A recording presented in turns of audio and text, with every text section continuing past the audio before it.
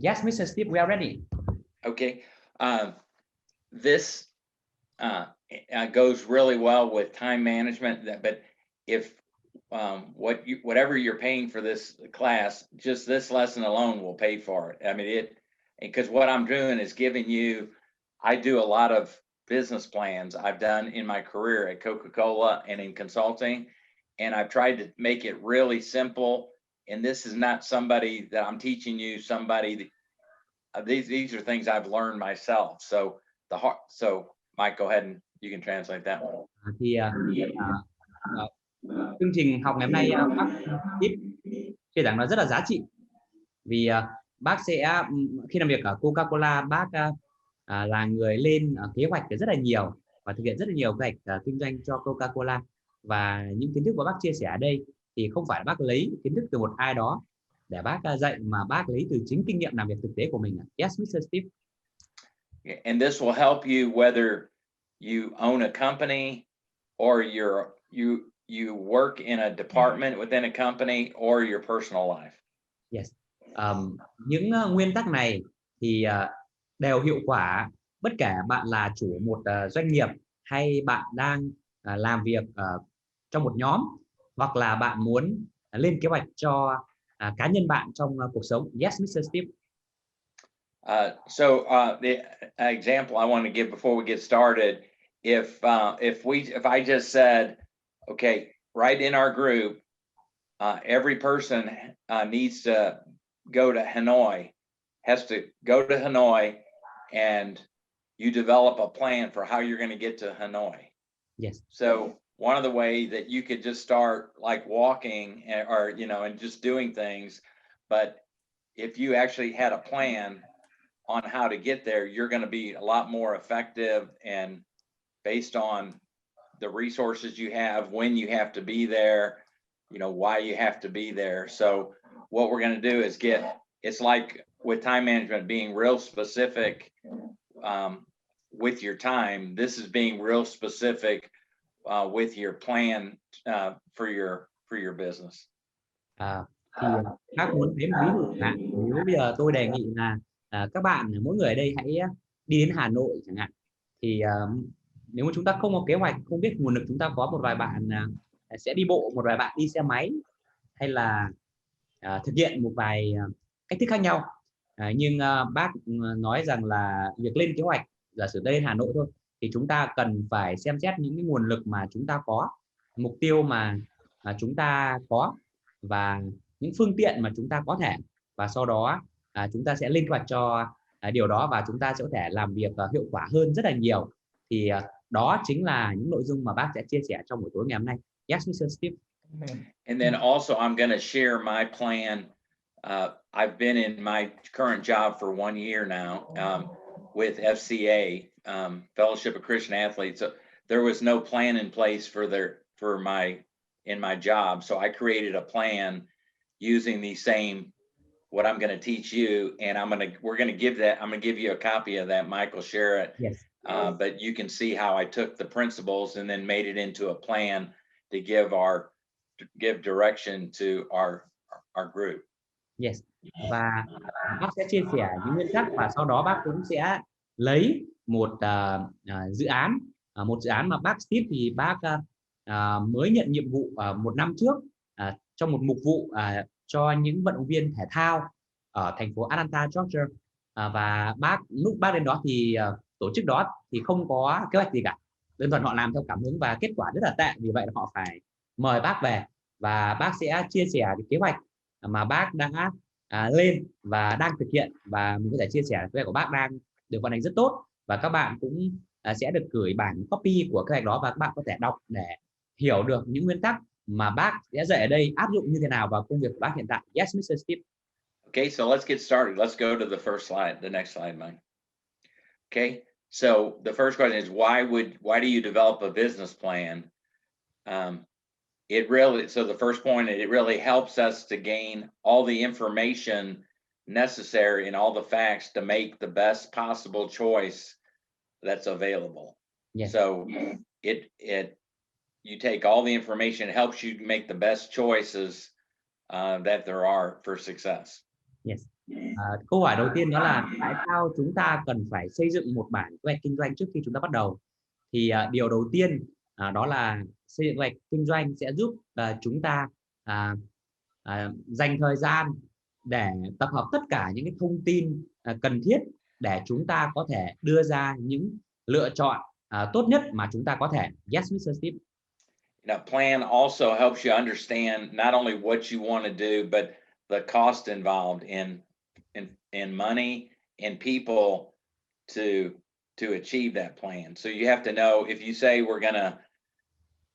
we're gonna do something, like what's the cost that for people and resources to do what you're trying to do. Yes. Và một vấn đề rất là quan trọng khi bạn xây dựng cho kinh doanh đó là về tài chính. Thì khi bạn lập kế hoạch kinh doanh thì bạn có thể dự đoán được và kiểm soát được chi phí mà bạn sẵn sàng dành cho dự án đó và những chi phí bạn có, và hơn nữa đó là những cái con người mà bạn cần để lắp ghép vào để có thể hoàn thành được kế hoạch đó. Yes, Mr. Steve. So, and the third point is it provides a way, a process to share your plan and your ideas with people in your company, so they get a chance. Again, being a servant leader, we want to let other people see the plan and react to it, and even the least people that you would think are your employees could provide good feedback to let you know if they think that'll work or not work with your company. So Yes. Và một điểm nữa đó là các bạn có thể lập được một kế hoạch kinh doanh tốt, thì đây sẽ là một công cụ tuyệt vời để bạn chia sẻ ý tưởng và chia sẻ những cái phản hồi và đón nhận những cái phản hồi từ những cái người đồng nghiệp ở trong công ty của bạn. Nghĩa là bạn có thể chia sẻ tầm nhìn cũng như là đón nhận những phản hồi của những người đồng nghiệp về kế hoạch chi tiết mà bạn đã lập ra. Yes, Mr. Steve. And then at some point, if your company grows, you're going to need capital for your company, and the investors or people that either board of directors or investors that help you with capital, they're going to say, do you have a plan for your business? And they're going to have a lot more confidence in where you're going if you can show them you do have a business plan. Yes. And it makes sense to them. Yes. Và khi công việc của bạn phát triển thì kèm theo đó là nhu cầu về vốn, và lúc đó bạn có thể cần tìm đến hội đồng quản trị hoặc là những cái nhà đầu tư để đề nghị họ góp vốn và đầu tư. Thì lúc đó họ sẽ hỏi rằng là anh đang ở đâu và anh muốn đi về đâu, và kế hoạch đi từ đây đến đó như thế nào.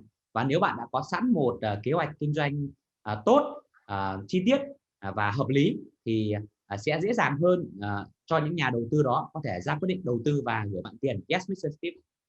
And then when your plans develop, the different functions in your company like marketing or sales, they understand what the big picture is, what they're trying to do. It helps them to really understand their jobs a lot more. Yes. Và khi mà bạn có thể lập một kế hoạch tổng thể thì trong công ty bạn có thể kết hợp với phòng marketing, phòng bán hàng và rất nhiều phòng ban khác, và họ đều có thể nhìn bức tranh tổng thể và biết rằng đó là bạn đang làm gì và họ có thể đóng góp như nào để giúp đỡ bạn. Yes, Mr. Steve. Okay, so that's the why. Let's go to the next page, Mike. Okay, now this is the hardest part about teaching you this business plan, is taking all the timelines and everything and then trying to make it. I have it to a 6-step process. So this was not taught to me by anybody. This is things I'm learning. If I'm trying to teach you in the best way I know how, to using my 35 years in business to say a business plan is really these 6 steps. Yes. Và bác Steve đã hệ thống hóa việc xây dựng kế hoạch kinh doanh ở trong 6 bước, và 6 bước này đó là được xây dựng dựa theo 35 năm kinh nghiệm làm việc cho Coca-Cola và lập kế hoạch kinh doanh của bác. Và vậy là bác sẽ cố gắng hệ thống và ngắn gọn nhất. Yes, Mr. Steve. Okay, Mike, listen, I think I have each one of those 6 on a separate page, so let's go to the next page. Okay, so what step 1 I have is you analyze your current situation in your company. Bước đầu tiên đó là bạn phân tích tình hình hiện tại của công ty của bạn hoặc là tình hình hiện tại của chính bạn. So in this, you have to be honest about what your current situation is. It's like, are you in a good place? Are you in a bad place? Or where are you in business and your current situation of your business as it stands today? Để làm được việc này thì bạn cần phải trung thực với những số liệu và trung thực với chính bạn để nhận định rằng là bạn đang ở đâu, đang ở một vị thế tốt hay là một vị thế không tốt. Yes, okay. Please wait for one minute. One man need to want to come. So, okay. Yes. Okay.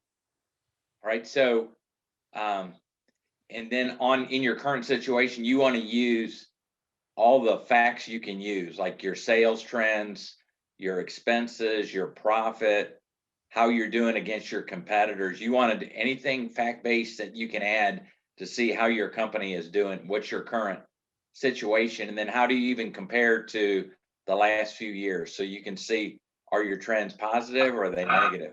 Yes. Và bác có nói rằng là để có thể phân tích được tình hình hiện tại thì chúng ta cần phải thu thập những cái dữ liệu và sau đó chúng ta có thể dự đoán những cái xu hướng. Có nghĩa là bạn cần phải biết được rằng tình hình kinh doanh của năm ngoái như thế nào, tình hình tài chính như thế nào của bạn ở đây như nào, và tất cả cần phải có một con số để nhận định một cách chính xác. Yes, Mr. Steve. Okay, so one of the ways that in business, this is pretty common. I don't know if people heard of SWOT analysis. It's SWOT analysis, and I'm going to take you through how you do that. Yes. Và ở Mỹ và có thể nhiều bạn đây đã được nghe nói có một công thức để có thể phân tích tình hình hiện tại, đó là công thức SWOT, có nghĩa là chúng ta phân tích về thế mạnh của công ty, phân tích về điểm yếu công ty, phân tích về cơ hội mà chúng ta đang có cũng như là những thách thức mà chúng ta có thể đối mặt. Yes, Mr. Steve. So the first thing you do is you write down what's your strengths of your company. What are you good at doing right now? Yes. Điều đầu tiên đó là chúng ta cần phải biết được điểm mạnh của công ty hay ngành nghề kinh doanh của bạn. Có nghĩa là cái điều gì mà các bạn tự tin rằng các bạn đang làm rất tốt ở thời điểm hiện tại. Yes, Mr. Steve. So an example, I think we have somebody that's in the restaurant business. So you might look at your strength might be our strength, or we have good employees, or we have a really good lunch menu. We do really good at breakfast and lunch. So it's like, what are you good at doing? Or we do good takeout business. So that's our strength. We do 49% of our business is carry out. And so whatever those strengths are, you list down what are you really good at doing. Yes. Ví dụ như là ở đây có anh Chí, anh Út làm trong ngành kinh doanh về thực phẩm, về ăn uống, thì anh có thể đưa ra thế mạnh công ty đó là chúng tôi có những người nhân viên phục vụ rất là nhiệt tình, quán rất là sạch sẽ và thoáng và sáng, và chúng tôi có menu rất là đa dạng và giá cả của chúng tôi rất hợp lý. Thì đó là những cái thế mạnh mà anh Chí tự tin rằng là công ty của anh có thể cạnh tranh. Yes, Mr. Steve. So that's important to, like, what are you really good at doing? Because when you develop a plan, you want to focus on your strengths, on what you're really good at doing. Yes. Và đó là điểm đầu tiên.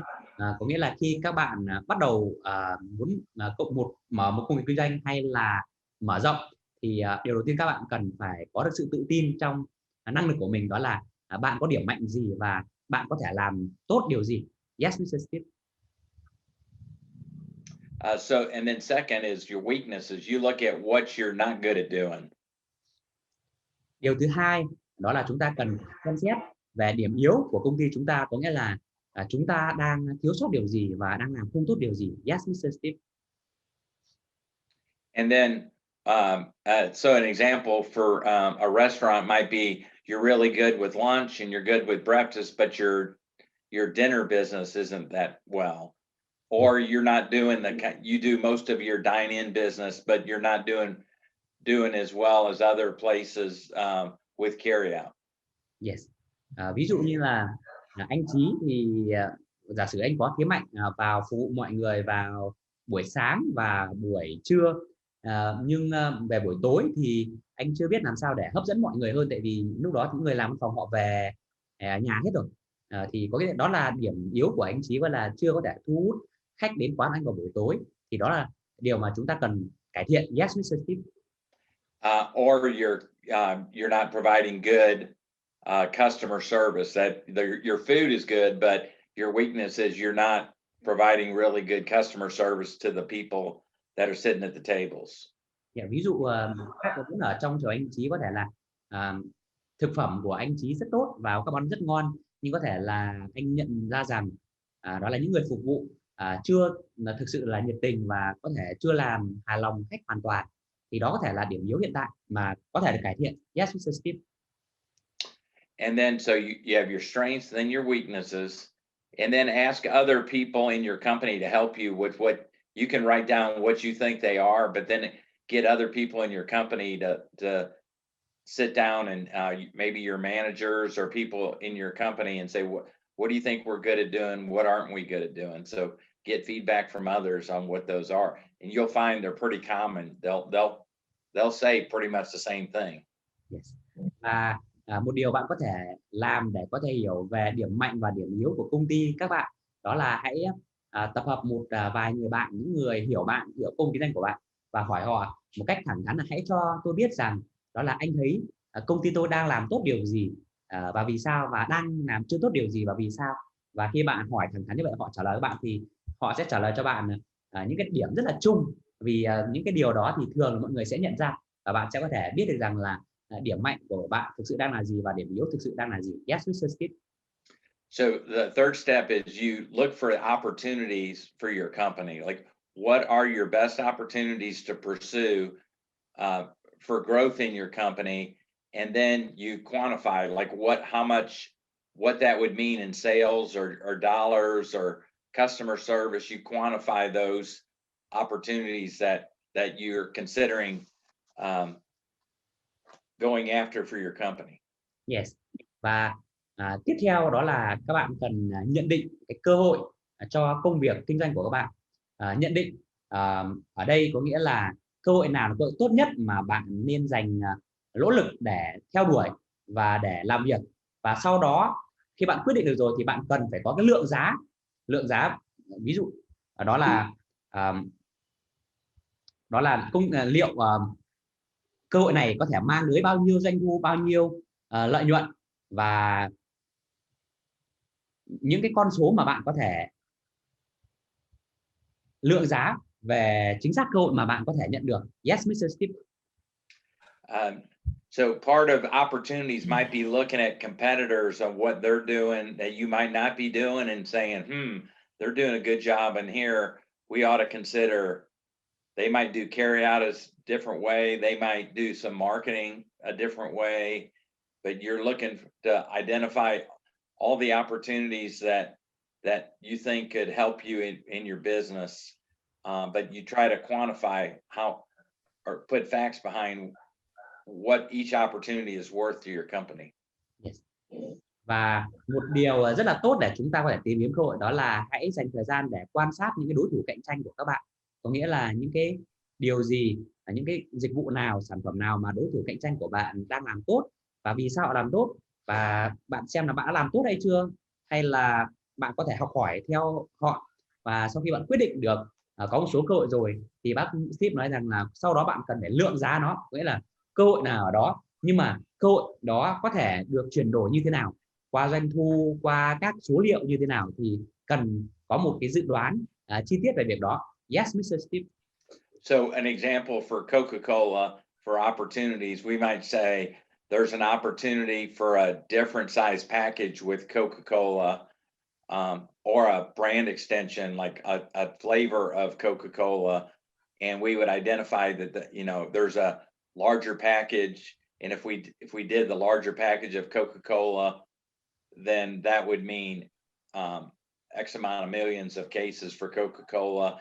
If we did a brand extension with a new flavor, and then we'd quantify what that based on the assumptions that we made, how many cases or how many of product we'd sell or how many dollars we would make from those opportunities. Yes. Như bác Steve chẳng hạn là bác có thể, đội của bác có thể đưa ra nghiên cứu đó là nếu mà cái cỡ của cái chai Coca-Cola lớn hơn một chút và được thay đổi thì có thể là một cơ hội để bắt mắt khách hàng hơn và có thể bán được nhiều hàng hơn. Nhưng sau đó bác cần phải đưa ra cái nhận định đó là vậy tăng thêm bao nhiêu, và nhận định đó dựa theo những cái số liệu nào. Thì có nghĩa là bác cần phải đưa ra những cái nhận định theo những cái số liệu mà có thể lượng giá được, hoặc là bác có thể là đưa ra một cái sản phẩm mới mà khách hàng ưa thích, thì cần phải dự đoán đó là liệu là cái sản phẩm mới này sẽ mang lại bao nhiêu doanh thu và lợi nhuận là bao nhiêu. Có nghĩa là cơ hội ở đó là gì? Yes, Mr. Steve. And then the last is threats for your company. Threats are things that could happen beyond your control that if you try to take advantage of an opportunity that a competitor could just do something like lower their prices for food or something that could impact your business. So you have to consider like what your competitors would do. Yes. Thì điểm cuối cùng đó là các mối đe dọa cho công việc kinh doanh của bạn. Có nghĩa là có những cái sự việc mà ngoài tầm kiểm soát của bạn, có thể là công ty của họ tìm được một cái sản phẩm mới, hay là có những cái dịch vụ mà bạn chưa thể cung cấp được, hay là tìm đến nguyên liệu mới rẻ hơn. Thì đó là những cái mối đe dọa mà bạn không kiểm soát được, nhưng bạn cũng có thể là dự đoán những cái điều đó để các bạn có thể lên kế hoạch phòng ngừa các trường hợp đó xảy ra, và qua đó có thể giảm thiểu thiệt hại nếu nó xảy ra. Yes, Mr. Steve. Mike, do you have Powerade and Gatorade in Vietnam? Do you have those brands? Power and Ray. Powerade and Gatorade, do you have those? Yes, no, I think we do not have. What Okay. kind of product is it? It's a sports drink. It's a flavored sports drink. I won't use that example. I thought if you had it, but sometimes the bigger company can do something that really hurt a smaller company. So you have to think through, if you do something and you're not even thinking that they could react to your business, you have to consider like what could happen. Yes. Có thể các bạn không biết rằng là những cái công ty lớn thì họ có sức mạnh về tài chính và kỹ thuật, nên rất là dễ để họ có thể áp đảo thị trường và ảnh hưởng đến những công ty nhỏ. Vì vậy chúng ta cần có những cái biện pháp phòng ngừa cũng như là dự đoán những rủi ro đó để có thể giảm thiểu tối đa nhất khi mà những rủi ro đó xảy ra. Yes, Mr. Steve. So that's a SWOT analysis. If you can do this, do these four things, that gives you a really good picture for a plan of, and on the example that I have, we're sharing with you, I have this I have what the strengths are, the weaknesses, the opportunities, and the threats, and it gives anybody looking at it a really good picture of why you're doing what you're doing. So. Yes. Và bác Steve nói rằng nếu bạn thực hiện công việc đánh giá về điểm mạnh, điểm yếu, cơ hội cũng như thách thức này một cách cẩn thận thì sẽ cho các bạn một bức tranh rất là tốt về tiềm lực cũng như cơ hội của bạn. Và bác Steve thì sẽ sử dụng một ví dụ, một cái kế hoạch mà bác đã lập năm ngoái cho vị trí hiện tại của bác trong một mục vụ, để các bạn có thể thấy được những cái nguyên tắc này áp dụng như thế nào trong thực tế và hiệu quả của nó như thế nào. Yes, Mr. Steve. Yeah, so you want to play to your strengths or maximize your strengths and minimize your weaknesses of your company. Or if you have weaknesses, look for some kind of plan to hire the kind of people that could fill those roles or do something to minimize the weaknesses. But you try to, just like life, you try to do what you're good at doing. Yes. Mục đích của việc lập bảng này thì có nghĩa là chúng ta có thể sử dụng bảng này để tối đa hóa cái sức mạnh của chúng ta, đúng không ạ? Những điều chúng ta làm tốt hơn nữa, làm tốt nhất, và những cái điều chúng ta làm yếu thì chúng ta có thể là giảm thiểu, hoặc là chúng ta có thể thuê một đội ngũ hay một ai đó về làm cho chúng ta, để chúng ta dần xóa bỏ đi những cái điểm yếu này. Yes, Mr. Steve. Okay, so let's go to the next page. Okay, so go back one, Mike. Let's go back one. Yeah. Okay. So first step is you develop your current situation, so kind of where you're at, and then you really analyze using the SWOT analysis, like you do analysis of your company or even your personal, if you want to do a personal plan. Yes. Thì bác có chia sẻ cách phân tích SWOT này thì có thể giúp cho chúng ta phân tích công việc kinh doanh của chúng ta cũng như là đời sống cá nhân của chúng ta. Yes, Mr. Steve. Okay, so let's go to the next. So that's step 1 and 2. I said 3, develop the list of opportunities. Again, what you want to do is really quantify the opportunity and what it means to your company if you would pursue that opportunity. Yes. Tiếp theo bác Steve đưa ra bước thứ 3, đó là các bạn xây dựng một cái danh sách về những cơ hội chính mà bạn có thể có được, và sau đó những cái cơ hội mà bạn thực sự là muốn thay đổi. Và sau khi bạn đã ra quyết định có thể là cơ hội 1, cơ hội 2, cơ hội 3 rồi, thì bạn cần phải lượng giá cái cơ hội đó là như thế nào, bạn cần đầu tư bao nhiêu và bạn sẽ có lại được bao nhiêu, để qua đó bạn biết được rằng là bạn cần những cái điều gì để có thể theo đuổi cơ hội đó. Yes, Mr. Steve. So my boss taught me this, and I hope I can teach you in a short time this principle. But so what you do is you develop your opportunity. So in this example, say we're adding a new package of Coca-Cola, and we say based on our numbers that we'll sell about 200,000 cases of product of Coca-Cola, and we'll make $1 for every unit that we sell. Yes. Ví dụ như là đây là một cái ví dụ mà sếp của tôi đã dạy tôi về việc lượng giá cơ hội. Đó là sếp đưa ra một dự án, đó là chúng ta hãy làm cái thương hiệu này nó lớn hơn, có nghĩa là làm cái thương hiệu của một sản phẩm hiện có nó rộng rãi, được biết nhiều hơn ở mọi người, và sau đó thì sẽ tạo ra được một cái chai mới, kích cỡ chai mới của một cái thương hiệu đã có sẵn. Và dự đoán đưa ra đó là chúng ta có thể bán thêm 200.000 sản phẩm, và mỗi một sản phẩm thì lời $1. Vì vậy cái cơ hội này là cơ hội để công ty có thể có thêm $200.000 tiền lợi nhuận. Yes, Mr. Steve. So the way my boss always looked at it, costs. So the opportunity, it will make $200,000 of profit for our company. And then he would ask me what's the cost of doing this, to pursue, like to add employees, to add costs to achieve the $200,000 opportunity. So I would say, I'd quantify it and say $50,000. So that's opportunity number 1. We will make, after we pay our costs, $150,000 for our company. That's the opportunity.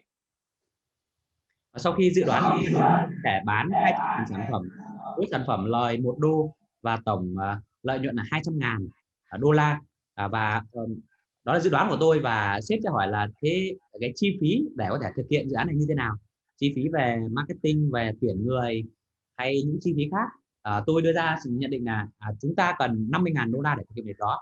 Và sau khi mà chúng tôi dự đoán là chúng tôi để kiếm được $200.000 lợi nhuận và chi phí chỉ là $50.000 thôi, thì nếu chúng tôi thực hiện dự án này thì cái số lợi nhuận tổng mà chúng tôi nhận được đó là $150.000. Thì đây là cái điều mà bác Steve nói, đó là lượng giá cái cơ hội đó ra một con số cụ thể mà chúng ta có thể cảm giác tự tin về những con số đó. Yes, Mr. Steve. So I'm going to let you play the president of your company.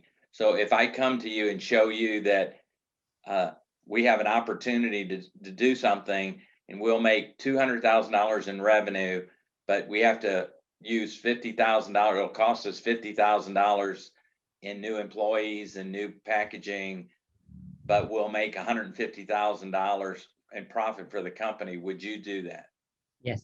Hay lấy ví dụ rằng nếu bạn là chủ một doanh nghiệp sản xuất đồ uống, và tôi trình bày kế hoạch đó là chúng tôi có một kế hoạch để mở rộng cái thương hiệu đã có sẵn và làm ra một kích thước chai mới, và chúng tôi dự đoán rằng chúng ta có thể kiếm được 200.000 đô la tiền lợi nhuận với chi phí chỉ là 50.000 thôi. Lợi nhuận mà chúng ta có thể có được khi chúng ta thực hiện đó là 150.000 đô la. Liệu rằng bạn là giám đốc, bạn có sẵn sàng lắng nghe và đầu tư hay không? The answer is say yes. Chắc chắn là câu trả lời I'll có. do that. As the president of a company, yes, I'll do that. Yes. Chắc chắn câu So trả lời what you do is develop all your opportunities, then you rank which ones are the best ones to pursue for your company. Yes. Cũng giống như là việc lên thứ tự ưu tiên ở quản lý thời gian, thì bạn có thể lên một cái danh sách những cơ hội mà bạn muốn theo đuổi, và sau đó bạn bắt đầu là lên thứ tự ưu tiên, cơ hội nào là đầu tiên, cơ hội nào là thứ hai, cơ hội nào là thứ ba, và sau đó thực hiện lượng giá từng cơ hội đó. Yes, Mr. Steve. Okay, let's go to the next one, Mike. That's step 3. Okay. Then step 4 is a lot of the step 4 is the how. So how are we know what the opportunities are, and then so that's the strategic part. So now we have to get specific on what we're actually going to do to accomplish the opportunity. Bước thứ tư đó là chúng ta sẽ đặt câu hỏi, đó là làm như thế nào, có nghĩa là làm sao để sau khi chúng ta phân tích lợi thế cạnh tranh, cơ hội và đưa ra lựa chọn rồi, thì làm sao để chúng ta có thể thực hiện được điều đó. Yes, Mr. Steve. So and then what you want to have is, in step 1, a clear vision of what you're trying to do, where you're trying to take your company. What are you trying to do? Yes. So have vision of where you're going for your employees, or for you, of where are we ultimately, what are we trying to do? Yes. Bước đầu tiên bác Steve muốn hướng dẫn các bạn, đó là các bạn cần phải có một cái tầm nhìn cho công ty của các bạn hay công việc của bạn, đó là bạn đang muốn đạt được điều gì. Rõ ràng thực sự là bạn đang muốn đạt được điều gì, hãy cho tôi biết cụ thể. Yes, Mr. Steve. So you see here, rebuild the wall. I use an example in the Bible, in the Old Testament, of Nehemiah, who rebuilt the walls around Jerusalem. Yes. Ở đây các bạn có thể nhìn thấy chữ gọi là rebuild the wall, có nghĩa là xây lại tường thành. Thì ở đây bác đang trích dẫn một câu chuyện trong Kinh Thánh về một người lãnh đạo Do Thái, ông tên là Nehemi, và ông bị đày đi xa xứ, và sau đó thì Chúa kêu ông quay trở về thành phố Jerusalem để xây lại tường thành. Thì ông là người được Chúa chọn để xây dựng lại tường thành, và cái vision, cái tầm nhìn của ông đó là về và xây lại một bức tường thành hoàn chỉnh cho thành phố Jerusalem. Yes, Mr. Steve. So Nehemiah, basically his vision was to get everybody on board that the walls, he'd rebuild the wall all the way around Jerusalem to help fortify the cities, to help build the wall that would keep the people in Jerusalem safe, because the wall was torn down all the way to the ground. Yes. Và việc của ông đó là vẽ ra một cái tầm nhìn rõ ràng, và ông không xây bức tường đó một mình, mà ông cần tập hợp mọi người. Và khi ông có thể đưa ra một tầm nhìn rõ ràng như vậy, thì ông có thể truyền cảm hứng cho mọi người và đề nghị mọi người đóng góp và hy sinh để cùng đạt được mục đích chung, đó là xây dựng lại tường thành và bảo vệ mạng sống cho mọi người. Yes, Mr. Steve. And the vision, it has to be easy for the people to see and understand and be a part of. So if your vision was to make a lot more money as the owner of a company, just to make a lot more money, so you make a lot of money, that's not going to provide vision for your employees. They're going to be like, okay, we're working really hard so the president can make a lot more money. That's not vision. Yes. Thì bác Steve có chia sẻ là khi bạn lập ra tầm nhìn cũng như là những mục tiêu thì nó phải là rõ ràng. Nếu bạn nói một cách cảm giác là rất là chơi, đó là tôi muốn công ty chúng ta kiếm được nhiều tiền, thì nhân viên sẽ ngơ ngác là kiếm được nhiều tiền bao nhiêu là nhiều và làm như thế nào, và nhân viên sẽ nói, ô vậy thì tất cả việc chúng ta làm đây là để cho người chủ tịch và những người lãnh đạo giàu hơn à? Vậy chúng ta thì sao? Có nghĩa là đó không phải là một kế hoạch rõ ràng, và kế hoạch như vậy thì sẽ không truyền cảm hứng và không thúc đẩy được bất cứ ai cả. Yes, Mr. Steve. Okay.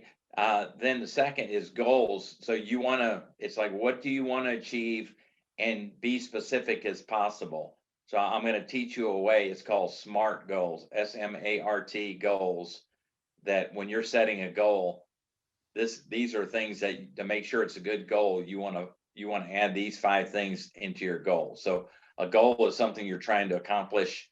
So I'm going to show you what they call SMART goals that will help you develop good goals. Yes. Và tôi sẽ hướng dẫn các bạn là thiết lập mục tiêu. Mục tiêu ở đây thì chúng ta cần phải trả lời 2 câu hỏi, đó là bạn đang mong muốn đạt được điều gì, và sau đó thì bạn phải cụ thể nhất có thể ra. Và bác sẽ chia sẻ phương pháp gọi là SMART goals. SMART nghĩa là thông minh, nghĩa là chúng ta sẽ thiết lập một kế hoạch thông minh. Yes, Mr. Steve. Okay. So first thing is that goals have to be specific. So they have to be simple as possible, but real specific on what you're trying to do, not general. Yes.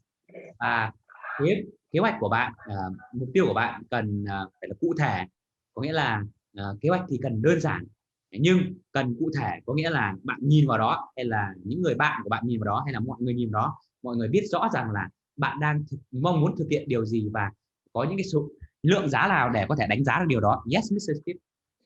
It has to be measurable, a way that you can track whether you're doing what you're trying to do or not do. Yes. Và mục tiêu này cần được lượng giá, có nghĩa là có cách thức để mà đo lường xem là đội nhóm của bạn đang ở mức độ nào ở mỗi một giai đoạn cụ thể. Yes, Mr. Steve. So an example of a specific and measurable goal would be would be to increase our sales by 3% or 5% versus prior year. Yes. Thì một kế hoạch cụ thể có thể được đặt ra, đó là chúng ta mong muốn sản lượng bán hàng và doanh thu của năm nay sẽ tăng trưởng 3 đến 4% so với sản lượng bán hàng và doanh thu của năm ngoái. Yes, Mr. Steve. And then you can measure that because you're going to see how you're doing versus 5% sales increase. So you can not, you're only being specific, but you're measuring how you're doing against increasing your sales by 5%. Yes. Thì khi bạn có thể đưa ra các con số như vậy, và sau đó bạn cũng sẽ kiểm tra những con số cụ thể mà bạn đã đạt được, thì bạn có thể là so sánh xem là bạn đang đạt hay là không đạt, và bạn cần phải điều chỉnh như thế nào. Yes, Mr. Steve. And then the third is achievable, the A. So it has to be able to achieve it. So if you said, our sales have been up the last 2 years, 2% versus last year, percent change, and then this year we're going after 5%. Okay, that's achievable. But if you said next year we're gonna be up 75%, unless you had some way that to kind of capture that amount of gigantic growth, like opening more restaurants or doing something, that's not going to be achievable. So if you put the goal too far out that nobody can achieve, it's not good for employees. Yes. Và bác nguyên tắc thứ ba đó là achievable, có nghĩa là mục tiêu bạn đưa ra thì bạn và đội nhóm bạn cần phải cảm nhận được rằng là bạn có thể đạt được điều đó. Có nghĩa là giả sử như là anh Chí anh đặt mục tiêu là so sánh các tháng thì mỗi tháng mức tăng trưởng là tầm 2% chẳng hạn, thì anh đưa ra mục tiêu là chúng ta sẽ đưa ra thay đổi này, và tháng này chúng ta có thể đạt được mức tăng trưởng 5%. Thì đó là có thể đạt được. Nhưng nếu anh đưa ra chúng ta phải tăng trưởng 75% chẳng hạn, thì bác dùng cái từ là gigantic, nghĩa là đấy là một mức tăng trưởng khổng lồ, và có thể đó là một mức tăng trưởng không thể đạt được nếu không có những việc như là mở thêm các nhà hàng mới trong một thời gian ngắn, thì đó có thể là mục tiêu không thể đạt được. Yes, Mr. Steve. Okay. I said realistic.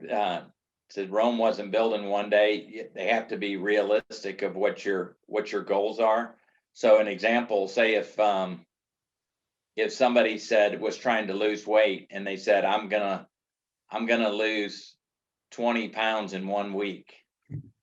That's not realistic. You might say, I'm gonna lose 5 pounds a month for the next 4 months or 6 months, something that's realistic, that if you try to do too much in a short time, you'll get frustrated and not continue to go after the goal. Yes. Bước tiếp theo đó là kế hoạch của bạn cần phải là một kế hoạch thực tế. Có nghĩa là kế hoạch đó, một lần nữa đó là bạn cần nhìn vào cảm nhận là bạn có thể làm được. Giả sử như là một ai đó đang bị thừa cân chẳng hạn, và thừa nhiều lắm, mà đưa ra mục tiêu rằng là trong vòng 1 tuần tới tôi sẽ giảm 10 cân.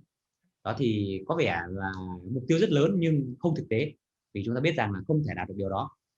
Nhưng nếu mà người đó đưa ra những cái kế hoạch đó là ok, tôi sẽ luyện tập thể dục một cách thường xuyên, ăn uống ít hơn, một đều đặn hàng ngày, và mỗi tháng tôi cố gắng giảm tầm 2 cân đều đặn trong 5 đến 6 tháng, thì có thể là trong 6 tháng tới họ có thể giảm được 10 cân và có thân hình gọn gàng hơn.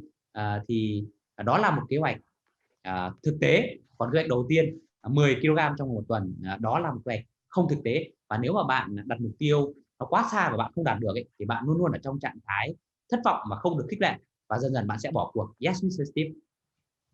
Okay, so these are the step 4 on developing really good vision and goals, and in using the SMART idea to accomplish to develop and accomplish your goals. Yes. Thì bác Steve nói rằng chúng ta thực hiện bước thứ 4 này để chúng ta có thể cụ thể hóa những cái điều chúng ta muốn thực hiện, và qua đó chúng ta lên kế hoạch tốt hơn là chúng ta đã thực hiện những việc đó như thế nào. Yes, Mr. Steve. Okay, now go to the next page. Okay, the step 5 is you need to determine the resources needed to execute your plan. So you're saying, here's our plan, and then here's the people and financial resources we need.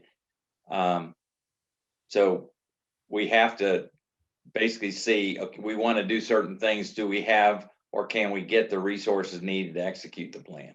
Yes. Bước thứ 5 của việc xây dựng kế hoạch kinh doanh đó là chúng ta cần phải xác định rõ ràng những cái nguồn tài nguyên mà chúng ta cần để thực hiện kế hoạch thông minh. Cái kế hoạch mà vừa rồi chúng ta đã lập đó, kế hoạch đó thì chúng ta cần phải xác định được rằng là cần bao nhiêu con người để thực hiện kế hoạch đó, và cần bao nhiêu tài chính để có thể thực hiện dự án đó. Yes, Mr. Steve. Okay, so the next thing is you develop your strategies and your tactics to help you with the plan. And then let me explain, I'm going to explain what those two things are. Yes. Và bước tiếp theo đó là sau khi bạn đã phân tích được con người và nguồn lực bạn cần rồi, thì bạn cần phải có một chiến lược phát triển, một cái chiến lược ở đó bạn có thể nhìn về tương lai. Bạn biết được rằng là ở mỗi giai đoạn thì bạn cần phải đưa ra những cái lựa chọn nào, những cái quyết định nào để qua đó bạn có được khả năng thành công cao nhất. Yes, Mr. Steve. So your strategy is really making the best choice based on, that gives you the best chance of success for your plan. So a strategy is just, it becomes like making a specific choice on your best chance for success. Yes. Lên cái chiến lược có nghĩa là chúng ta đưa ra những cái lựa chọn quan trọng, mà những lựa chọn đó chúng ta đã phân tích và tin tưởng rằng khi chúng ta đưa ra những lựa chọn đó theo những cách thức theo một cách thức cố định như vậy, thì chúng ta sẽ có được cơ hội tốt nhất để thành công. Yes, Mr. Steve. So we'll go back to Coca-Cola as an example. So say we at Coca-Cola overall, they say our goal for this coming year, say our vision is to become the number 1 soft drink company in the world. So, you know, we have a big vision. Yes. And say our goal for the year is to increase our sales and revenue by 5% versus prior year. Yes. Thì nếu ví dụ quay trở lại của Coca-Cola chẳng hạn, thì nếu mà công ty nói rằng là chúng ta hãy cố gắng trở thành một công ty nước giải khát hàng đầu thế giới vào năm tới, thì đó là một việc rất là chung chung. Nhưng nếu mà ban lãnh đạo ngồi xuống và nói rằng là năm tới chúng ta sẽ cố gắng đạt mức tăng trưởng về doanh số và doanh thu là 5%, thì đó là một kế hoạch chi tiết. Yes, Mr. Steve. Okay, so then we looked at all of the opportunities and tried to assign numbers and values to our opportunities to see which ones we think will help us to achieve our 5% sales increase. Yes.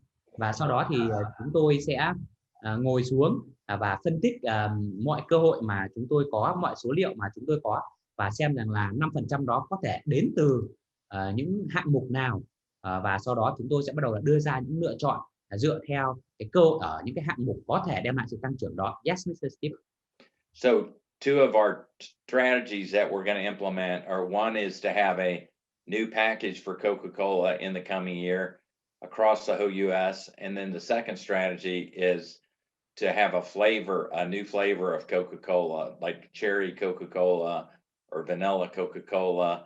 Those are two of our strategies that are going to help us to achieve the 5% sales increase overall for our company. Yes.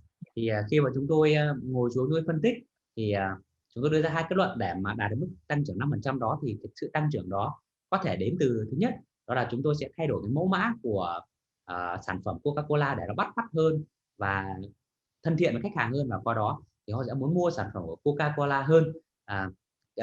Phương pháp thứ hai đó là chúng tôi sẽ gia tăng các mùi vị trong nước uống mà người tiêu dùng thích. Có thể là chúng tôi sẽ có Coca có vị dâu, Coca có vị táo, hay là Coca có vị chuối, thì đó là chúng tôi sẽ đáp ứng cái nhu cầu cụ thể hơn nữa mà khách hàng thực sự là sẽ mong muốn sản phẩm của chúng tôi. Yes, Mr. Steve. So a different opportunity, the easiest way at Coca-Cola to get the 5% increase, but it's not the best way, would be just to lower the price on all of our current products that we have in the United States. If we lowered our price, we would get the 5% increase. Yes. Và ở Mỹ, Coca-Cola thì chúng tôi khi tôi muốn tăng 5%, như vậy thì chúng tôi không có lựa chọn cái việc đó là giảm giá toàn bộ sản phẩm của chúng tôi để tăng doanh số, mà chúng tôi sẽ đưa ra những cái lựa chọn là sáng tạo để chúng tôi có thể thực hiện được điều này. So some opportunities we're going to choose not to execute, but these other ones are we're going to plan to execute. Yes. Và sau đó thì chúng tôi lên kế hoạch, đó là sẽ có một vài kế hoạch chúng tôi thực hiện, còn một vài kế hoạch chúng tôi sẽ không thực hiện dựa theo những cái điều mà chúng tôi đã phân tích đó. Yes. Okay. And then we develop programs to help us, specific programs and tactics, I'm calling them, on what specifically are we going to do with our package. Say, for an example, our package introduction. You know, what kind of stores are we going to shoot for to get our new package in? So we have to have all the detail of how we're going to accomplish the rollout of a new package of Coca-Cola. That's what the tactics in the plan is. Yes. Và cái việc tactics với là những cái chiến thuật, chiến lược và chiến thuật khác. Chiến thuật thì có thể chiến lược thì lớn hơn, còn chiến thuật thì sẽ là một vài cái điểm có thể là thêm các sản phẩm ở các cửa hàng khác nhau, hay trưng bày ở những cái vị trí khác nhau, thì chiến lược lớn hơn, còn chiến thuật chỉ là một số cái công cụ nhỏ hơn để thực hiện cái chiến lược đó. Yes, Mr. Steve. Okay, can you go to the next page, Mike? This one's kind of on the screen. It's kind of in between. Oh, yes. Okay, please wait for me. Someone call me, so I be interrupt a little bit. Okay, wait a minute. This is the last step here, so we're getting toward the end here. So. Oh, wait, just one second. Oh, yes.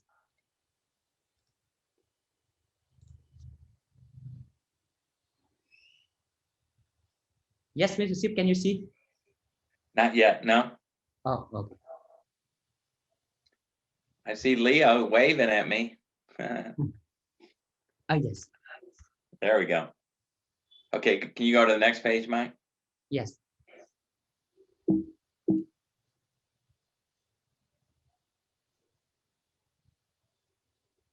Okay, go back to the last step. Go one back. Okay. So the last step is to go review the plan with your team and get feedback from the people that you work with on the information, and ask them for their feedback, and listen to your employees. Ask them to provide feedback on based on what they know. Yes, yes. Review. Yes. Ba cái bước này có nghĩa là chúng ta sẽ xem xét lại kế hoạch của chúng ta với các thành viên trong nhóm, và sau đó chúng ta sẽ có nhận lấy cái phản hồi, và sau đó đưa ra sự đồng thuận cùng các thành viên trong nhóm. Mr. Steve, can you wait for me maybe just 30 seconds? Someone Sure. called me for some urgent thing, and Okay, sure. I think I just need 30 seconds to Okay. Confirm with him. Sure. Okay. Sure. And people, please spend time to talk to Mr. Steve a little bit. Okay, sir.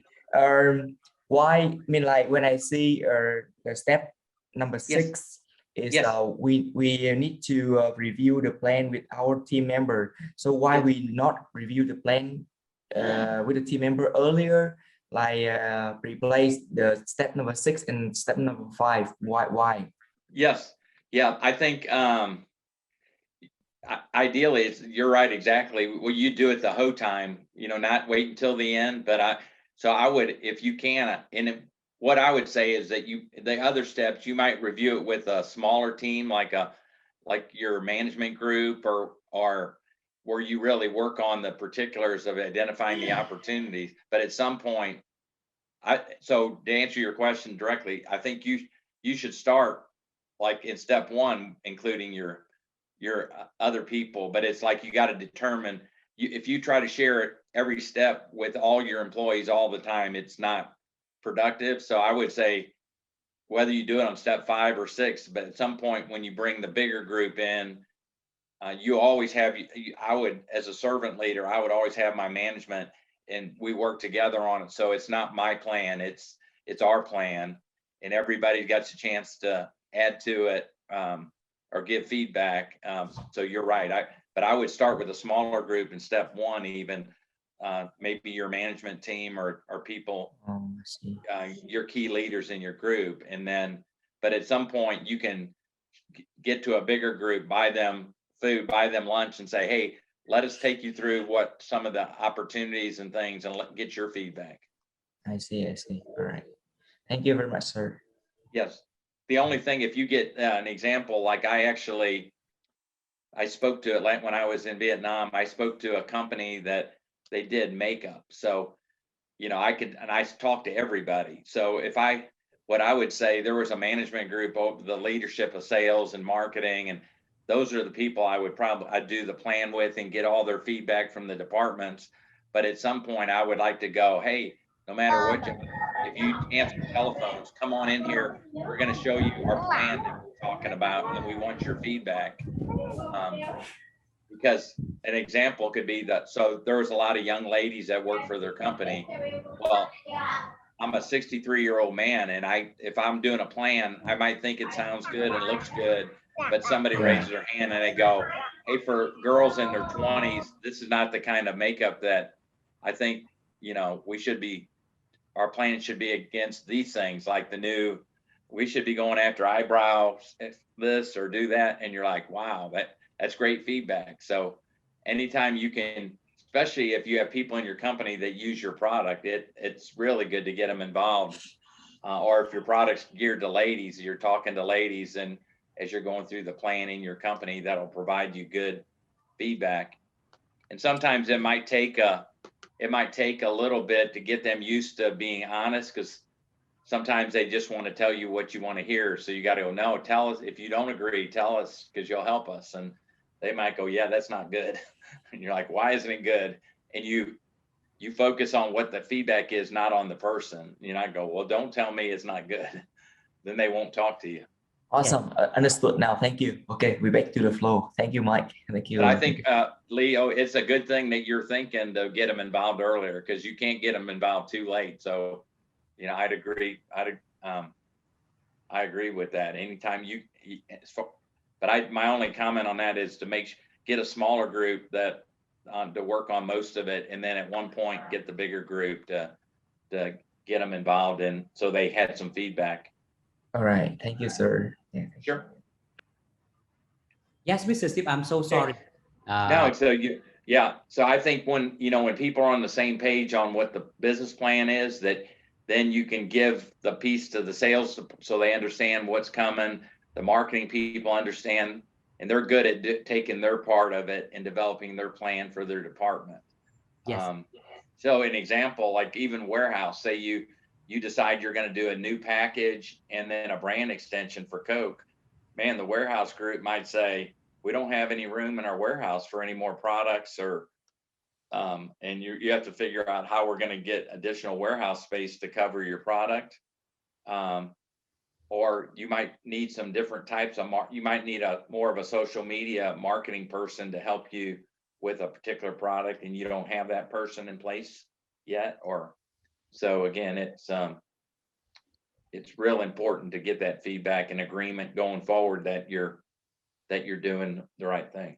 Yes. Thì bác có chia sẻ đó là bước này, đó là bước chúng ta tập hợp đội nhóm của chúng ta và chúng ta trình bày kế hoạch mà chúng ta đã lập ra, và sau đó chúng ta sẵn sàng lắng nghe những cái phản hồi của những người bạn đồng nghiệp. Giả sử trong trường hợp này, nếu mà ai đó muốn phát triển bán hàng thêm, thì nghĩa là sản phẩm sẽ nhiều hơn, nhưng mà những người phụ trách về nhà kho nói rằng là nhà kho đã quá tải rồi, không thể có thêm nữa, thì lúc đó là vấn đề, thì bạn cần phải điều chỉnh.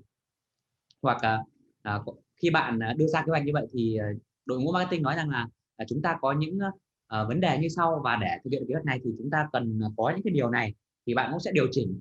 Thì ở đây bác Steve nói rằng là bước thứ 6 là rất quan trọng, đó là chúng ta lắng nghe những phản hồi và sau đó chúng ta điều chỉnh, để sau đó toàn đội nhóm hiểu được kế hoạch của chúng ta và đồng ý là cùng thực hiện. Yes, Mr. Steve. Mike, can you show the other plan I sent from FCA? So I want to give you an example that I used a year ago with the job that I have now with the Fellowship of Christian Athletes. Yes, bây giờ bác Steve sẽ chia sẻ cho các bạn về kế hoạch mà bác Steve đã lập ra khi bác nhận công việc mới vào năm ngoái. Yes, Mr. Steve, can you see the screen? Now it says pay step 6 right now. It's kind of frozen. Yes. There you go. Can you see it now? Okay. Yes. So this was I started a new job, and for where I work, there was no plan in place at all. So no plan, and they just replaced the area director, a job I took. But so he was taken out of his job, dismissed from his job, and there was no plan in place. Yes. Và đây là tổ chức FCA Charity, đó là tổ chức bác Steve hỗ trợ những huấn luyện viên và những vận động viên trẻ ở Mỹ trong cái hạt của bác. Và khi bác tới nhận công việc này thì tổ chức này là không có kế hoạch, và cái người lãnh đạo cũ thì là được đề nghị là từ chức, vì là kết quả rất là tệ và không hề có kế hoạch và lãnh đạo rất là kém. Vậy là bác Steve nhận tổ chức này trong một tình trạng rất là tồi tệ. Yes, Mr. Steve. So I have 12 board of directors that work with me, businessmen, and they said we need a plan. And they didn't know that I knew how to do plans. So I did this within the first few weeks. What you're going to see with the first few weeks I was in my position. Yes.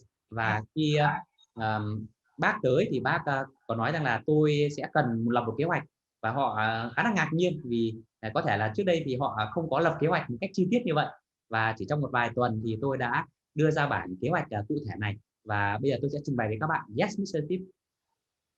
Okay, so go to the next page. I want to show you that this is the way I taught you is what and this might help you because it's simple, but it's powerful for people to know what are you trying to do. So yes. So you can go ahead. Yes. Bây giờ tôi sẽ chia sẻ với các bạn những cái nguyên tắc mà tôi vừa trình bày với các bạn áp dụng như nào trong công việc hiện tại của tôi. Yes, Mr. Steve. So you can see I did the exact same steps that I that I did, that I developed a vision and then did a current situation so people understood exactly what we're trying to do. Yes. Đầu tiên khi bác Steve tới đó là bác cần xây dựng một cái tầm nhìn, những cái điều mà bác Steve mong muốn xây dựng và cái tổ chức FCA trở thành như thế nào. Và bước thứ hai bác thực hiện đó là bác đánh giá tình hình hiện tại. Yes, Mr. Steve. And then on the right hand side, I just tried to creatively put where it says the numbers 1, 2, 3, 4. Those are the four strategies that we're trying to accomplish our plan. Yeah. Và các bạn có thể thấy là ở bên tay phải của chúng tôi, chúng ta là tôi đánh số 1, 2, 3, 4. Đó là từng bước cái chiến lược mà tôi thực hiện và xây dựng cái tầm nhìn mà tôi đã vạch ra. Yes, Mr. Steve. And then over to the right hand side in the purple, those are specific things that we're going to do, the tactics to execute our plan. Yes. Và các bạn có thể thấy rằng là sau cái phần tường thành 1, 2, 3, 4 đó, các bạn thấy là phần bên tay phải có cái gạch đầu dòng ấy, ở màu có thể là màu da cam và màu nâu đó, thì đó là chiến thuật. Có nghĩa là với mỗi một bước chiến lược như vậy thì những cái chiến thuật từng bước mà tôi sẽ thực hiện sẽ theo các bước như thế này. Yes, Mr. Steve. So with this document, it really helps me to we have 10 employees that work with me. So I have 10 employees and 12 board members to get everybody on the same page on what the plan was that we're going to operate for this last year. Yes. Và sau khi tôi lập xong kế hoạch này và tổ chức của tôi thì có 10 nhân viên và có 12 người tài trợ cũng như là trong ban quản trị. Vì vậy là tôi trình bày kế hoạch của tôi, tầm nhìn của tôi với 10 nhân viên và 12 thành viên hội đồng quản trị đó để cùng thống nhất và đón nhận những phản hồi của họ, và sau đó chúng tôi sẽ đưa ra một kế hoạch chung dựa theo kế hoạch mà tôi đã lập ra. Yes, Mr. Steve. So, our overall vision that people are excited about is through our work that we feel like we're going to transform our county, Cherokee County, for Jesus. So it's like that's a big task, and it's only possible if God helps us to do it. Yes. Thì bác có đưa ra tầm nhìn đây, đó là hạt của bác, hạt những cái huyện ấy, có nghĩa là huyện của bác sẽ được biến đổi, sẽ được làm tươi mới hơn, sẽ được nhiều hơn sức sống thông qua công việc của bác tại FCA Cherokee, và điều này sẽ được thực hiện qua tình yêu thương và sự nhân từ của Chúa Giêsu. Yes, Mr. Steve. And most leaders do not have a plan. They just use their power on people and expect them to do what they tell them to do, but it's not strategic and it's not focused. Yes. Thì rất nhiều nhà lãnh đạo họ làm việc mà không có kế hoạch, họ làm việc chủ yếu bằng cái việc đó là sai bảo và sau đó áp đặt mà tới mọi người, có thể bất cứ công việc nào mà họ muốn người khác làm. Nhưng bác dùng từ là not strategic, có nghĩa là như vậy thì không thể gọi là một nhà lãnh đạo chiến lược được, gọi là những nhà lãnh đạo nó rất là cảm hứng. Còn nếu các bạn muốn trở thành một nhà lãnh đạo hiệu quả và bền vững và có chiến lược thì các bạn cần học cách để xây dựng những kế hoạch một cách cụ thể và chi tiết. And it's amazing. I've been at FCA a year now. It's amazing to see almost all of our programs and strategies have been executed this year because our plan was clear and everybody understood what they're supposed to do. Yes.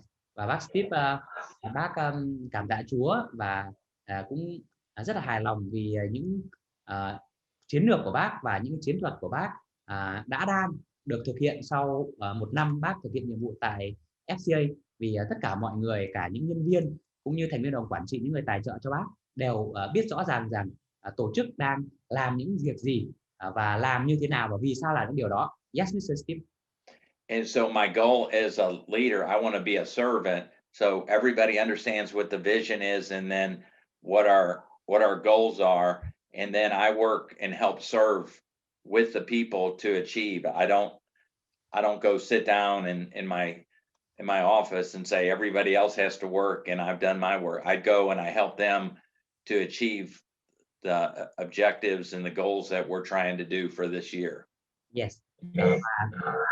Bác Steve xác định rằng trong dự án này thì bác sẽ trở thành một người phục vụ cho mọi người, có nghĩa là bác sẽ lên kế hoạch và bác sẽ thống nhất với mọi người và sau đó cùng thực hiện cùng mọi người.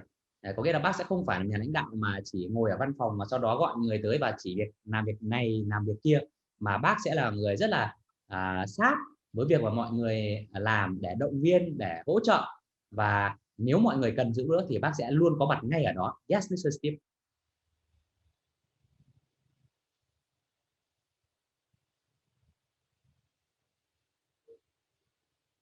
Mr. Steve.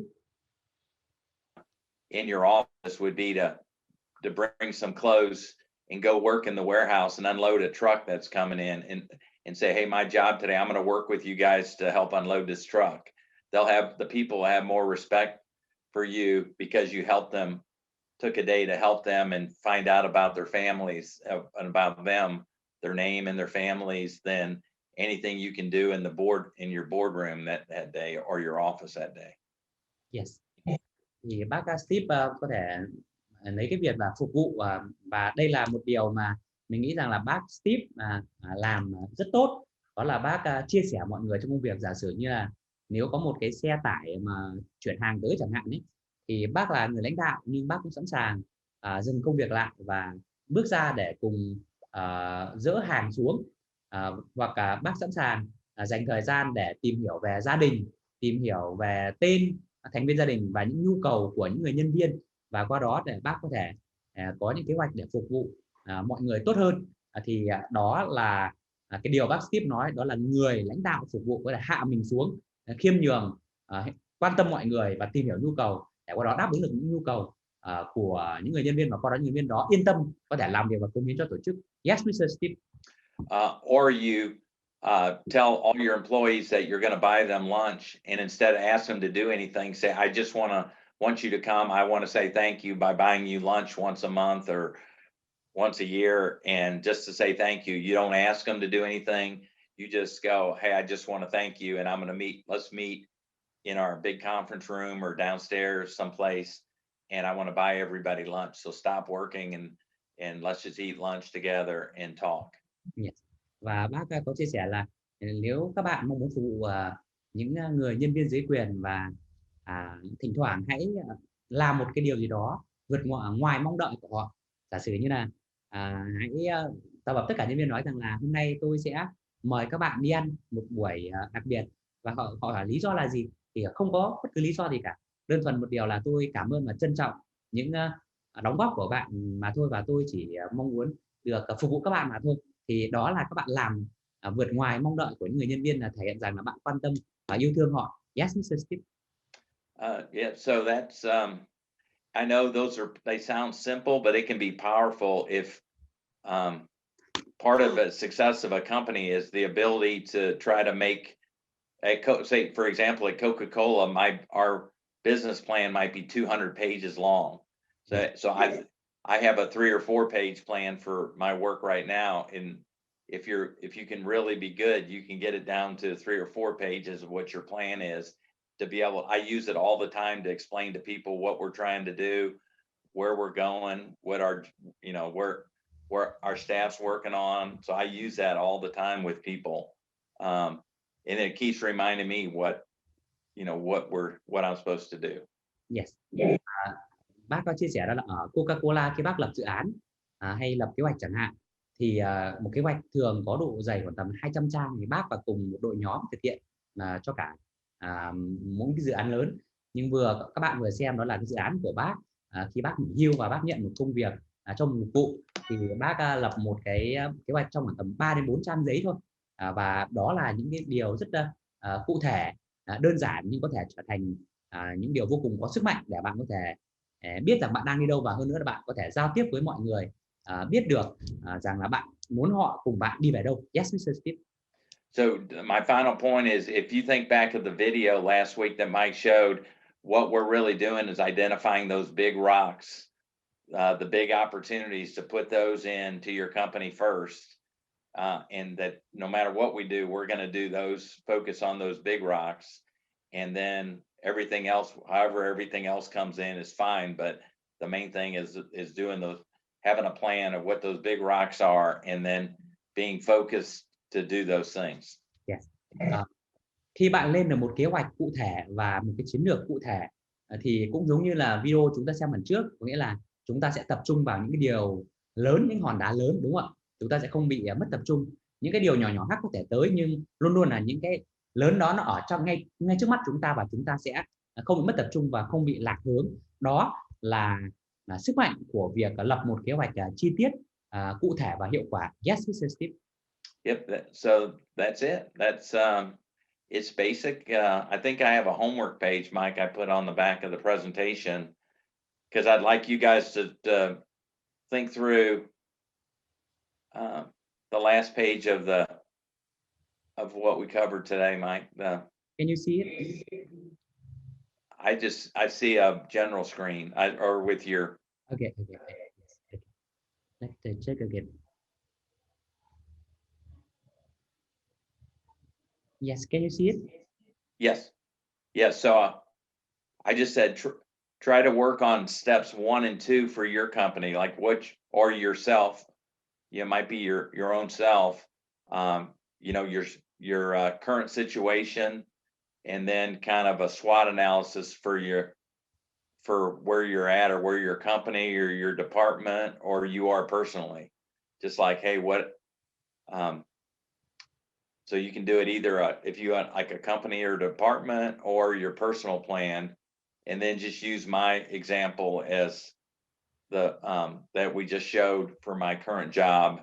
If you want to kind of look at the work, or because I would like to be able to do this for you to that one of the things that come out of these classes that you can start it, and Mike and I can keep looking at part of your business plan and giving you advice on.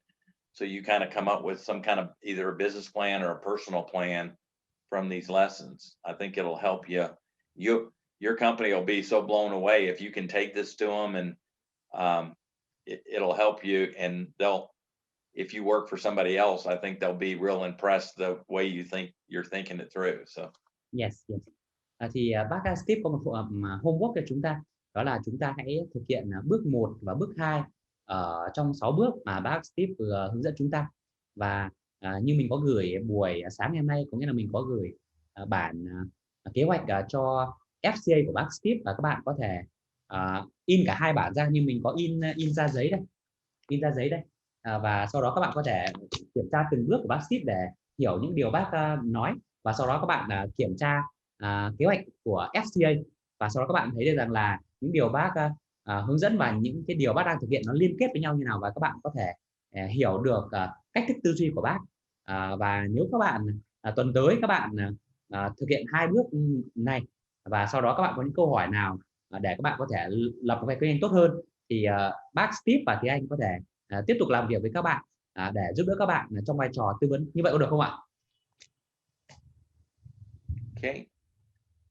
Mike, I've got about 10 more minutes because we're at our time, but I want to take questions, but I got to leave here in about 10 minutes to go. I've got to drive somewhere in the car to be for another meeting at 10 o'clock, but Yes. I'm good for about another 10 minutes or so. Yes. Questions. Bác Steve sẽ còn khoảng tầm 10 phút nữa cho chúng ta, nên nếu có thể mình có thể có 2 câu hỏi, nếu bạn nào có thì xin mời chia sẻ để chúng ta có thể lắng nghe từ bác Steve ạ. Ở đây đa phần là những người trẻ thôi, những người tin Chúa, cũng có người chưa tin Chúa. Thì câu hỏi là cái kế hoạch của bác Steve là dành cho công ty, cho những người đã có công ty rồi hoặc là làm công ty rồi. Đấy, thì lời khuyên của bác Steve dành cho những cái người start up, những người mà họ muốn start up, hiện tại thì họ chỉ có đơn độc một mình họ thôi, thì hay là 1-2 người gì đó thôi, thì bác có lời khuyên gì không? Yes. Leo, he has a question that your plan is for the company and for those who work with the team and the company, and most people here, they just young people, and so he asked, do you have any advice for those who are young and single and alone but want to start their own business? Yes. I would do the exact same thing. I would use the same format that I talked, because you have to, even like now, you could use the same SWOT analysis. Like you have to have, first you got to have some kind of idea that you're going to pursue, you know, like it's on what kind of business to start. So your current situation might be you're just starting a business that you'd like to get in a particular area, like a particular, whether it's food business or electronics or technology. And then once you identify the opportunity as an entrepreneur, you can go through the exact same business plan. So Leo, just an example, what kind of business are you in or would you want to get in? Ôi, tôi muốn thế em có cần giờ anh nói luôn. Hiện tại tôi đang làm tổ chức sự kiện, nhưng mà bây giờ tôi muốn mở thêm một cái startup về giao thương hàng hóa với anh, thương mại trading giữa các nước ấy. Yes. So right now he is working in organizing events, but in the future he wants to work on trading and commerce.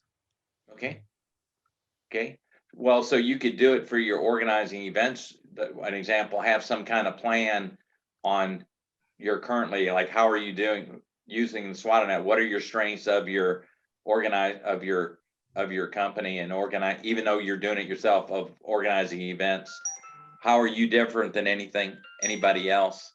Can you guys hold on just a second? I got to take this call real quick. Hey, Drew. How you doing? Are we still on for 10?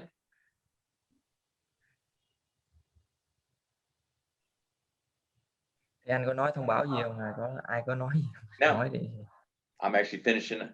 But we had said open roads, but I'm fine, whatever. I'm still home, so I can go wherever you want me to go.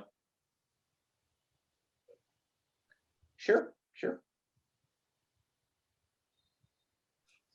Okay.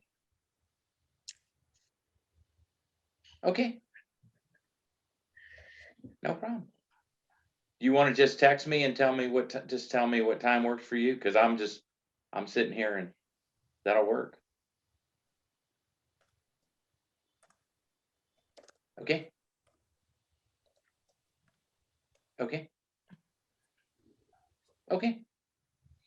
Yeah, that is. Yep. Yeah, or give me a couple days to check on it. Yeah, kind of thing. Yep, that is. Okay, just you either text me or whatever and what time's good for you, and I'll meet you wherever you want to meet. I appreciate you. No problem. All right, bye. Good. That's my 10 o'clock meeting, so we changed our meeting time, so I can take more time now to answer questions. So yeah, the man who called, this is my chairman of my board for my ministry or company. So he's one of my biggest supporters, and he just bought a new airplane that holds 6 people. So he learned how to fly an airplane, and so he has his own airplane. So wow, he's a very wealthy man. Yes. Anh không dịch đi anh. Yep. Okay, so you can do this plan for your current job, and then when you're trying to see what you want to do for your commerce and industry, you can already be looking at like, okay, what role you can't do all of it. So where am I specifically going to look at and analyze could be my opportunity? You know, where am I going to start? What's my opportunity? And you really do your homework about the place. And then what are you going to do that nobody else is going to do? So you're going to get business. You're going to focus on what part of, and I think this plan, by doing this, and Mike and I can help you we can help you walk through it. If you get started, I could show you. It's really about making choices, like where's the opportunity and where are you it's like jumping in the ocean. You know, you got to know, you can't just jump in the middle of the ocean and hope to accomplish anything. You got to decide where you're going to be and where you're going to go. So I think this will be good for both of those. Yes. Câu hỏi này tương đối là dài nên xin phép là các bạn thứ lỗi không nhớ hết để gì cả. Nhưng Nhưng mà bác tiếp còn thời gian, maybe nếu bạn nào có câu hỏi thì xin mời chia sẻ. Dạ. Ok, Connor. So thank you for your sharing today. And I would like to ask some question about analysis current situation. Okay. I think it's the very first step and very important step, but it's very hard, right? It's very hard. Yeah. Know where we are is very hard and very important. So, can you share a little bit how to analyze it, customer market, market, and how to research market, Okay. and how to know this this I mean that this in this channel, how can how many customer can we achieve? Okay. I'm very quite hard Yep. to do. Connor, what kind of business are you in?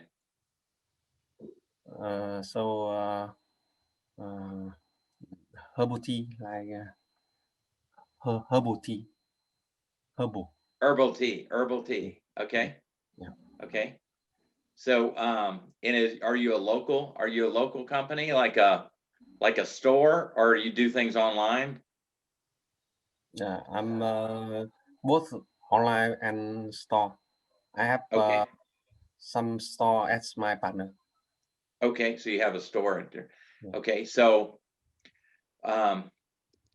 again, you have limited resources and a limited area. So a lot of it is looking at information to try to see like who your competitors are. So one of the ways you can do it would be like, even like, who do you consider your competitors? Do you consider like a coffee shop your competitor, or your tea is sold to drink at home? So part of it is like, are people using your product? So is it the kind where you have herbal tea? Is it like in tea bags? Yeah. You sell like bags of tea that you put in hot water? Mm-hmm. Okay. All right. So part of it is looking to see who you think your competitors are. Like, who is it? Or there are other companies that sell herbal teas. One of the things I always do in consulting is look online to see what do you even know who your competitors are? Like, who else sells herbal tea online, or is there anybody in your area that sells herbal tea? I guess grocery stores and. Yeah, I know almost of them. I know Okay. almost, and I'm doing some research about this. Sometimes I Yep. watch about them. Yeah, well, that'll help you, because you start going in and seeing how much it costs for a package of herbal tea in a grocery store or a convenience store. So you look at, I would call them channels of business. So you look at other channels and see what they're selling their product for. And then what you're trying to do is do something that other people don't do. Like, it's not just normal. Your herbal tea does some special things that are your strengths versus just normal herbal tea. So that's what if you do this plan, you can always go online and look at like the major herbal tea companies and learn how they're marketing and where they're trying to get their product. So what I would get, just the short answer, Mike and I can work with you on it, but the short answer is basically do your homework online and see what other herbal tea companies, even like in the United States or other countries, are doing for their marketing and for their packaging, and the things that you like, that you see that, it might be like, hey, I'm going to do some of these things because they work. And if you can get any kind of data from stores, or like how the product sells, I mean, you can even go to a store and ask somebody like, what are your best selling herbal teas? And they go, well, this one and this one are my two best sellers.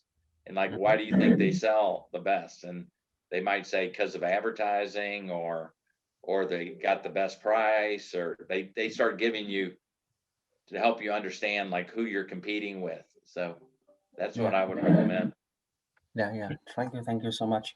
Mr. Steve, yes, thanks for your answer. Maybe just one more question, and then we need to let you go. There is a man. He wants to ask about the experience. In your experience, what is the most important in launching a new product? It's a That's a good question, and I got a good answer for that question. yes. Với anh Út thì đây là một câu hỏi rất hay, và bác Steve sẽ có một câu trả lời rất là tốt cho điều này, vì đây là những điều bác Steve rất có kinh nghiệm. Yes, Mr. Steve. Okay. The key in launching a new product is, to me, is stay small while you're testing the product. That you don't try to go too far, like go to one city or one area of a city to launch your product. Yes. Thì kinh nghiệm bác Steve đó là khi bạn tung ra một sản phẩm mới thì hãy làm điều đó ở một mức độ nhỏ để bạn kiểm tra mức độ phản hồi của khách hàng trước. Từ bác Steve khi mà tung ra sản phẩm mới thì bác không tung ra trên toàn nước Mỹ, mà chỉ tung ra ở một khu vực hay là một thành phố để kiểm nghiệm mức độ đón nhận của khách hàng mà thôi. Yes, Mr. Steve. And then also try to sell the new product. If you sell other products to customers already, try to sell it to an existing customer that'll let you put in the new product. Yes. Và nếu mà bạn đã bán được những cái sản phẩm trước đây cho họ rồi thì hãy tìm cách liên hệ với những khách hàng đó và giới thiệu cái sản phẩm mới của bạn cho họ. Yes, Mr. Steve. Because you already have a way to get your products to that store, it's better to already go someplace where you're at, as opposed to having to have more people and more trucks to go deliver your new product. Yes. Có nghĩa là khi có những cái khách hàng ở những cái địa điểm đã chấp nhận sản phẩm cũ của bạn rồi thì khả năng rất là cao họ cũng sẵn sàng chấp nhận sản phẩm mới của bạn ở đó. Yes. So I would say use your existing customers if at all possible for the new product. Keep it really in a small area, and then really look at whether what's working and what's not working in that small area. Yes. Thì bác Steve nói rằng là hãy tận dụng những khách hàng đã sẵn có của bạn, và sau đó thì thực hiện việc này với một quy mô nhỏ để kiểm tra, và nếu hiệu quả thì bạn có thể dần dần nhân rộng, còn nếu chưa hiệu quả thì bạn có thể cải tiến. Yes, Mr. Steve. And then you can use the success of the product in a small area. You learn from that and you correct your mistakes before you go big and wide with a new product. Yes. Sau khi bạn thử nghiệm ở một quy mô nhỏ và thành công rồi thì lúc đó thì bạn có thể bước từng bước để phát triển và nhân rộng cái sản phẩm của bạn. Yes, Mr. Steve. And in the United States, most of the companies make a mistake of trying to go too big across the country, and it costs way too much money. They don't have enough money or the distribution systems or marketing to reach a broad area, and they run out of resources. Ở Mỹ rất nhiều công ty họ đã phá sản vì cái lỗi đó là họ có thể nghĩ rằng sản phẩm tốt và sau đó họ sẽ cố gắng là mở rộng mạng người bán hàng ra toàn nước Mỹ trong thời gian rất là ngắn, và sau đó họ không tính toán về hệ thống vận chuyển, hệ thống phân phối và quy trình quản lý, và sau đó là cả hệ thống họ bị sụp đổ. Yes, Mr. Steve. Yeah, that's my advice. Và đó là câu trả lời của Steve. Tell him that's 35 years of marketing advice in that answer. I've seen over and over people fail because they try to go too big too fast with product introductions. Yes, Mr. Steve.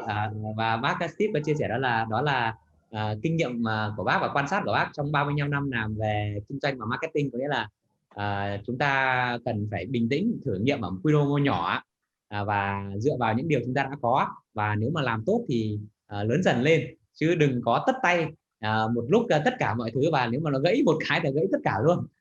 I think Mr. Steve, I agree with you, and I feel like be encouraged because of what you said, because at Mercy we have me and Nam and Kevin and some other. We are working together as a small team, and we trial and error and learn a lot, and and gain a lot of experience and get expanded a little bit more and more, and the risk not too high, just us, and I think I feel peace when I approach that way. Yeah, even Coca-Cola started out in one store with one man, and it grew into the international company. It started with at a drugstore in Atlanta, Georgia, with one store. So Giả sử như công ty Coca-Cola, các bạn thấy lớn như vậy thì là câu chuyện Coca-Cola bắt đầu hơn 100 năm trước cũng chỉ là một cái hiệu thuốc mà thôi, gọi là một hiệu thuốc bán một cái loại nước mới, tưởng là chữa bệnh được nhưng thực ra lại người rất là thích uống nên trở thành nước giải khát luôn.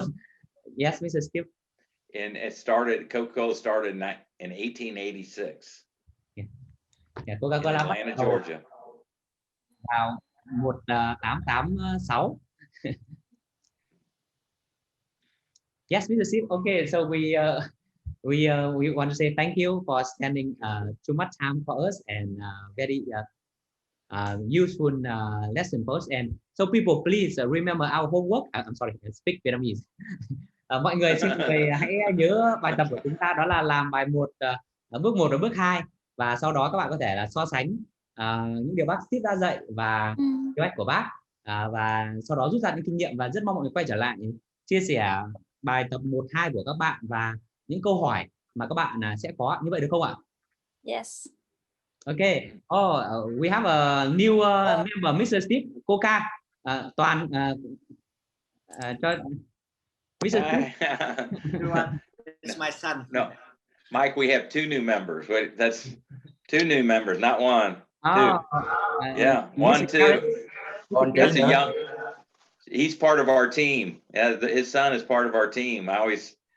That's why I have my staff have several young children, and I just tell them, hey, you have them on the Zoom call, have them be, I understand all that, so don't, So I said they're part of our team. So I talk to the kids too, besides the team members.